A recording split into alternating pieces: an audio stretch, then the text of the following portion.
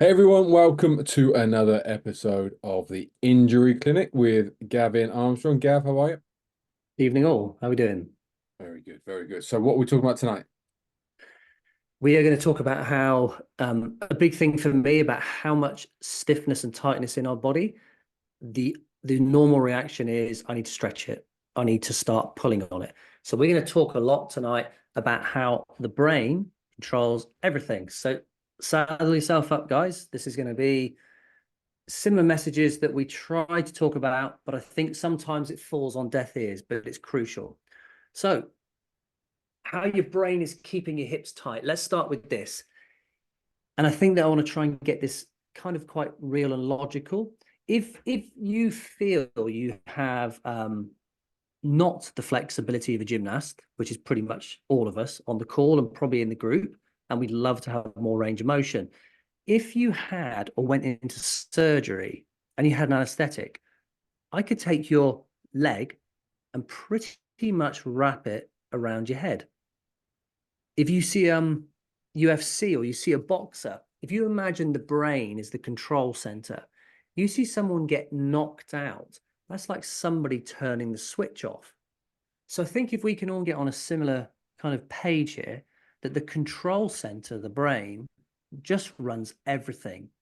And that whole concept of having an anesthetic, a general anesthetic, where you don't feel anything. I mean, that's what shock is. You get into a car accident, heaven forbid, or a shark attack, the brain shuts off the pain receptors. That's what happens. So it's in control of everything that goes in the body. So it'd be very, very minimalist to think that a tight muscle is being controlled by actual general tightness. And we're going to get into a bit more about that. So, some of the key things I want to talk about here is that if we took the human body and say, I mean, I was going to say, if I weighed 90 kilos, but I don't, I weigh 100 kilos, unfortunately, that's called the midlife crisis. But anyway, if I weighed 90 kilos and I put that on a barbell in the gym, loaded up with plates, everybody's exercising, and I just held the top of the barbell and I let it go, that's going to make a hell of a noise.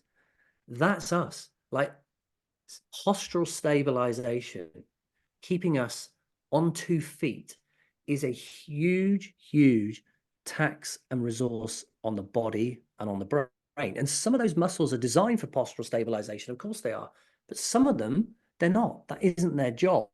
And this is where we see issues. So the brain is constantly surveying everything because it only cares about one thing, which is survival and keeping you out of trouble. So some of the key phrases: protective tension, neuromuscular inhibition. It basically, in a simple way, it means that that brain, that operating system, is turning on muscles to keep you safe, to keep you upright, to protect your posture and make sure you don't fall flat on your face. And that's why when I look at things like we talk about the bowling action, we talk about back foot contact, but so much is going on, guys, in the run up. It's huge. So we're going to talk about a pattern or a posture that a lot of us can relate to. Anterior pelvic tilt. Now, this is fundamentally a kind of a modern day posture.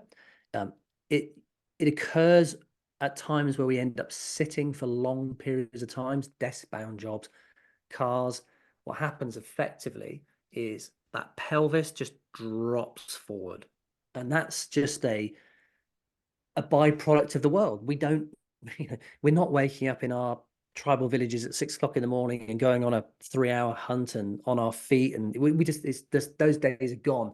And human evolution has changed our position of our skeleton. So if you look at what I put here, which is a main issue that we have, for those of you from a biology point of view, the psoas is a big muscle, effectively attaches, as you can see here. It drives a lot of hip flexion.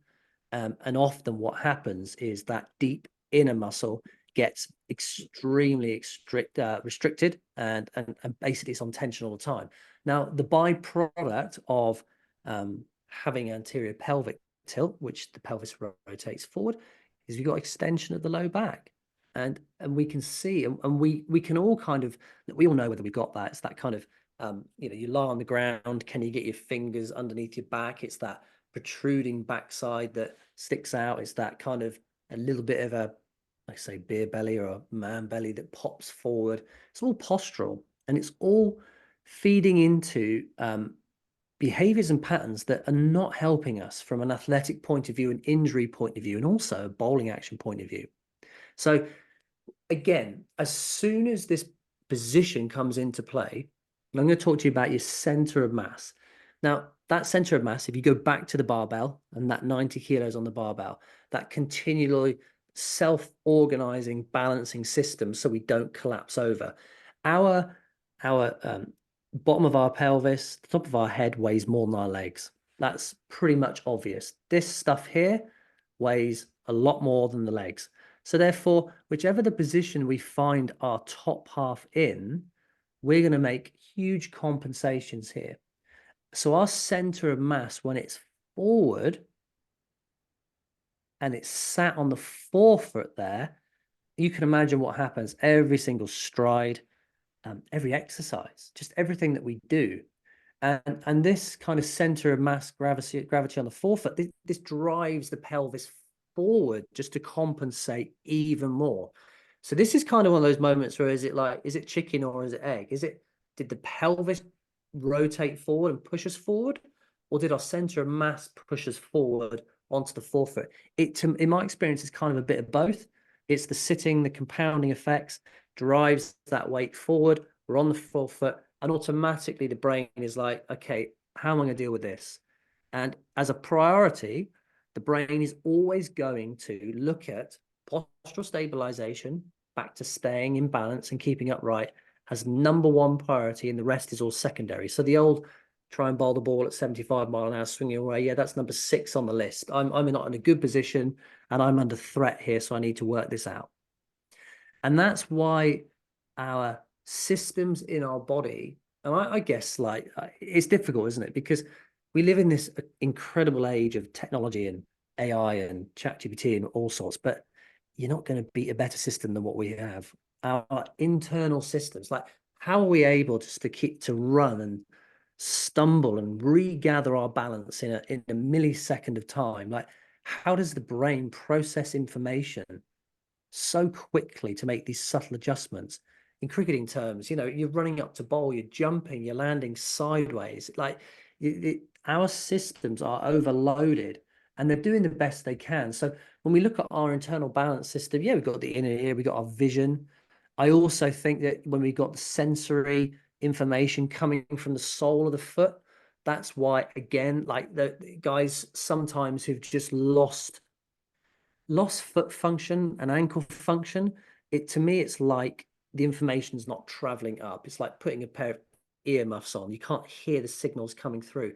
And we often judge a shoe by how comfortable it is, whereas human beings have been here well before that. So our vestibular system is like this. It's like a radar, constantly assessing our environments, and it's making subtle adjustments. And the adjustments that it makes all the time, the brain is recruiting. So every muscle. So imagine this: you have muscles that are designed for postural stabilization, but doesn't mean they're doing their job. What you'll find is the brain will send out information. It'll be like, right, we need to do this, this, and this. Who's here? Who's here? Oh Christ, well, you're not engaged. So I need to compensate. I need to do something else to get the job done. Because back to that 90 kilo barbell, I can't fall flat on my face. I need to keep going forward. So a little bit more context. If that pelvis is forward in this position here, the brain is like, well, I can't fall that way. I need to throw something backwards. So we always assume that this phrase here, kyphosis, which is the rounding of the upper back, is because of our environment. I'm leaning over my computer, I'm texting, I'm constantly living in front of me. Quite often it's just a compensatory pattern of a pelvis that's forward and a center of mass that is closer to the forefoot than through this fantastic line of symmetry and balance here.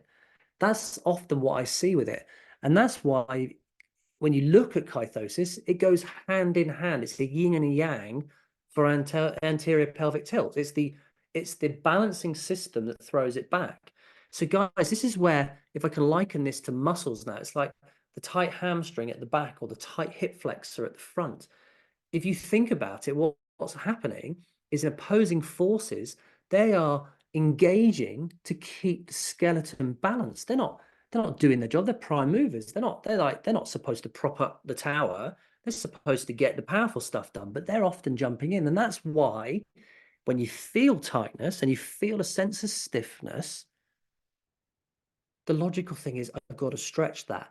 But all you're doing is, if you take a tent that you pitch with guide ropes that are on equal tension, what happens is somebody's gone around the tent and loosened a couple of the pegs. So the tent doesn't fall down. What happens is the other guide ropes are now doing double time, pulling tighter to keep the tent up. And you just go round to those other guide ropes because they feel tight, and you loosen those as well. And that's what stretching is for me. The house is coming down. That's the bottom line. Now, where this gets interesting from a point of view of where I see human movement and locomotion is, of course, we can move side to side. Predominantly, we move forward in space. That's what we do. But if we're going to move in a good gait cycle, left, right, running, everything forward from side to side, we need rotation. Please remember that.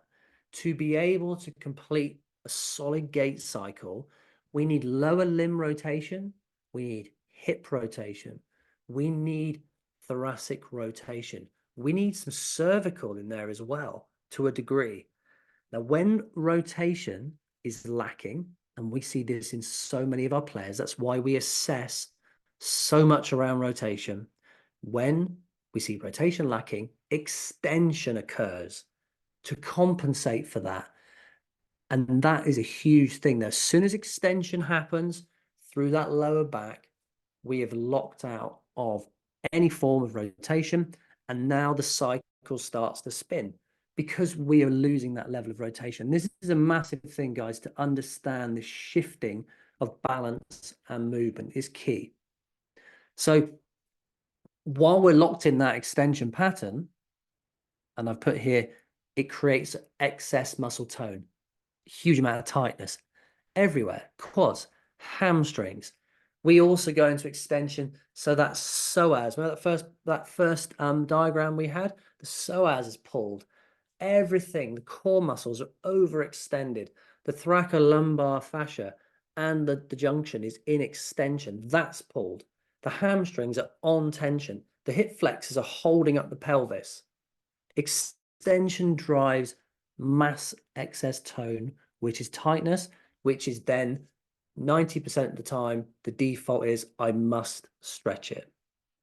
So when we shift from side to side, when rotation comes back, there's a department in the brain that goes, top work. I'm happy with this. Everything's moving very nicely. So when I talk about the last point here, and I'm just talking about the generics of walking, guys, I'm not talking yet, but if you think about the running gait style, and we see it all the time, we see that foot crossing over, we see that ankle rolling in, side on, we see the lumbar spine in extension, because there's no rotation. There's no rotation. Then we get to back foot contact and we just can't. There's nothing we're going to be able to do in that body. So that's why gait is massive. That's why that's why we assess, it's massive. That's why a few extra degrees of rotation, like life-changing, like please understand, an extra 10 degrees of hip internal rotation, game changer. Thoracic rotation, hip shoulder separations coming in. There's your extra 5-10 mile an hour. You will never, ever, ever change a bowling action until you change your body. So the last thing I want to leave you with, I did actually put a swear word there. It says daft. But there's the reality. Your muscles are not tight. It's as simple as your center of mass is off balance. Questions? This is really big. Okay, and this is centered around when we look at traditional forms of rehab, let's take a back stress fracture, for example. The common way of dealing with it is going straight to the site. What Gav's just talking about there is how when things aren't quite working, we compensate with extension. If we're in the extension pattern and nothing's quite working anywhere in the body, really, when we're bowling, we've got more extension and we got lateral flexion at the same time. Then we have the stress reaction, the stress fracture, the complete fracture. Then just think of this. They're not looking at anything to do with this. All they're doing is telling you to rest and get your core stronger. That's it. That is the two messages that everyone is getting about a stress fracture. That is madness. That is absolute madness. I mean, that's why we take the approach of if someone comes on with a back injury, we know that's injured. Okay, we know that's injured. What we do then is look around the rest of the body to think, why was that injured? It's a little bit like a detective turning up to a murder scene. We know he's been shot on the head. We've now got to find out who did it, why they did it, and how they did it. That's what we're doing. The actual rehab on that particular part is easy. A bone will heal with rest. A bone will heal with rest. Unfortunately, if the functions behind that breaking in the first place haven't changed, and all you've done is rest and make that one bit around your core stronger, nothing's going to change. Okay, so That's key. What you've just said there is key. That's the point, is if you don't make change, you're going to go back in this cycle of pain. Nothing will change. Yeah, it's crazy. And we're seeing, not just with the stress fracture, with ACLs, we're seeing it with ankle injuries, we're seeing it with hammies, groins, side strains. We're seeing it so often, and it's just the same thing. Shoulders, my God, shoulders. They're up there with backs, is in the worst rehabbed area of the body because some absolute clown will just tell you to rest and then do that with a band or a dumbbell. Bam, bam, bam, bam, bam, bam. It's unbelievably thick. It really is. It's so crazy. And again, like my big message at the moment is players are the ones that are missing out. Players are, and everyone on this call has probably been to some chiropractor, physio, S&C, whoever it might be, and they've told you this stuff. And they've probably given you a PDF, go and, your back's tight, is it? Yeah, go and do these stretches. But on the other side as well, we've had some people join lately and with lots of issues with their body. And after 2 or 3 weeks, they've asked me, when are we going to be working on the action? And this is, again, this whole one-on-one approach is not there. We're always working on the action because we're always working on the body. We take the handbrakes off the body, we get the function back into the lower back. We have that stable. We have the thoracic moving in rotation and extension. We have the hips moving in internal rotation. We have co-contraction going on when we're landing at the feet. We have the ankle dorsiflexion range. And then we have the fascial system working. Guess what's going to happen to the action? It's going to look pretty good. And we haven't stood over you going, right, move your right arm here, move your left arm here, do this, and this. But because it's fired into you by some absolute clowns, or you need to work on your front arm because they don't understand how you move, you're always in that thought process of, I need to be working on something and doing my action now, or I need to be getting stronger, I need to be stretching. And for some people, they just cannot separate it. And it's like, now I'm old enough to remember a film called Austin Powers. There's a part in the film where he's trying to do a 3-point maneuver in this little car that's too big to do a 3-point maneuver. So he's just gone bang, bang, bang, bang, bang. And that's what you're doing. If you keep going back to the same thing, that's what you're doing. You're trying to turn, you can't turn.